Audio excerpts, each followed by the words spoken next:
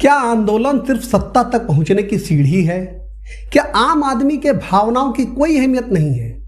JP आंदोलन हो या अन्ना आंदोलन हो, कल हो या आज, क्या हर राजनीति की एक ही कहानी है जो बार बार दोहराई जा रही है? और क्या भाजपा के अमृत कुंड में डुबकी लगाने से सारा पाप और इतिहास धुल जाता है? नमस्कार, मैं हूं संधीर शर्मा। हाल ही में आम आदमी पार्टी के कई बड़े नेताओं ने पार्टी छोड़ भाजपा का दामन थाम लिया है।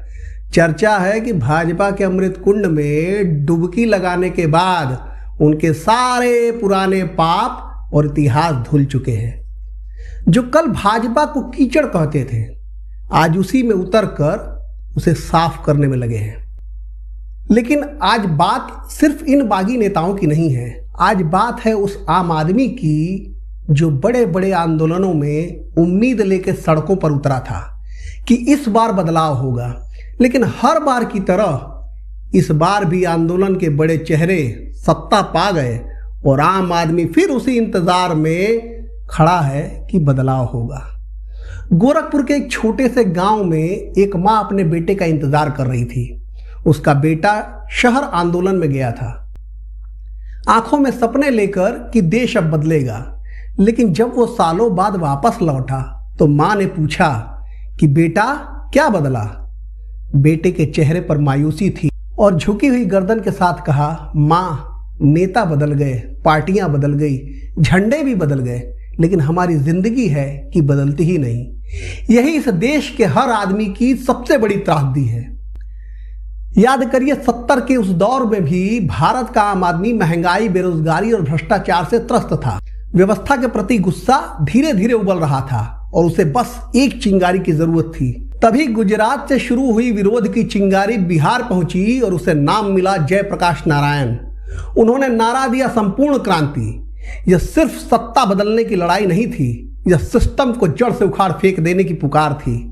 लाखों लोग सड़कों पर थे, छात्र, किसान, मजदूर सब जेल जाने को तैयार थे। 1975 में इंदिरा गांधी ने घबराकर देश में आपातकाल लगा दिया। हजारों गिरफ्तार हुए, लेकिन जनता का हौसला नहीं टूटा। इतिहास के उस काले कानून के खिलाफ जनता ने 1977 के चुनाव में इंदिरा गांधी को हरा दिया और जनता पार्टी की सरकार आई। लगा जैसे लोकतंत्र जीत गया, जनता जीत गई। लेकिन जैसे ही आंदोलन से निकले नेता कुर्सी तक पहुंचे, मुद्दा खत्म हो गया। एकजुटता बिखर गई, आपसी महत्वाकांक्षाओं ने पार्टी तोड़ दी, सरकार गिर गई। और उसी आंदोलन की कोख से कई क्षेत्रीय पार्टी पैदा हुई जो आज तक राजनीति की धुरी बनी हुई है। चाहे लालू प्रसाद, मुलायम सिंह, नीतीश कुमार, रामविलास पासवान जैसे कई नेताओं ने जो आंदोलन की कोख से जन्मे और सत्ता का सुख भोगा। इतिहास ने खुद को दोहराया 2011 में। वही गुस्सा, वही रामलीला मैदान, और इस बार चेहरा थे अन्ना हजारे। सर पर टोपी, दिल में जोश। फिर एक बार भ्रष्टाचार के खिलाफ पूरा देश सड़कों पर था। इस आंदोलन से भी एक नई पार्टी निकली। हाथों में झाड़ू लिए सिस्टम साफ करने चले थे आम आदमी पार्टी।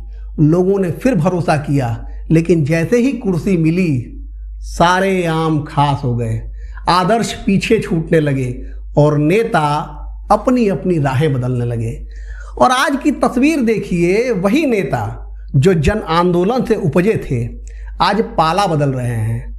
कल तक जिनके खिलाफ नारे लगते थे, आज उन्हीं के साथ मंच साझा हो रहा है।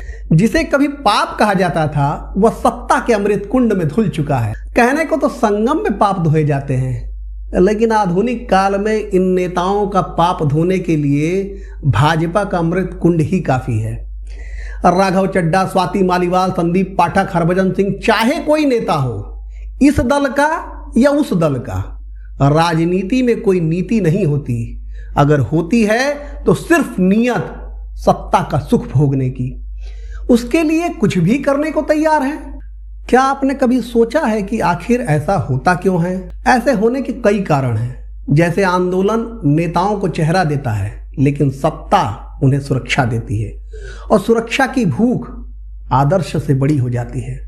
जनसेवा का लक्ष्य अक्सर व्यक्तिगत सत्ता की चाह के पीछे दब जाता है। सिस्टम का प्रभाव इतना तगड़ा है, जब विद्रोही सत्ता में आता है तो वह अक्सर खुद उसी सिस्टम का हिस्सा बन जाता है जिसे वो बदलने आया था। याद है वो गोरखपुर की माँ, वो आज भी इंतजार कर रही है। हर बार आंदोलन होता है, नारे बदलते हैं, चेहरे बदलते हैं, लेकिन उसकी गरीबी और संघर्ष की कहानी नहीं बदलती। आंदोलन गलत नहीं होते, वे लोकतंत्र की जान है, लेकिन अंधा भरोसा करना बिल्कुल गलत है। अगली बार जब आप किसी को झंडा उठाए देखें तो पूछिएगा जरूर, वह आपके हक के लिए खड़ा है या सत्ता की अगली सीढ़ी चढ़ने के लिए। फिलहाल के लिए इतना ही। देखते रहिए सेतु भारत रिपोर्ट। जय हिंद, जय भारत।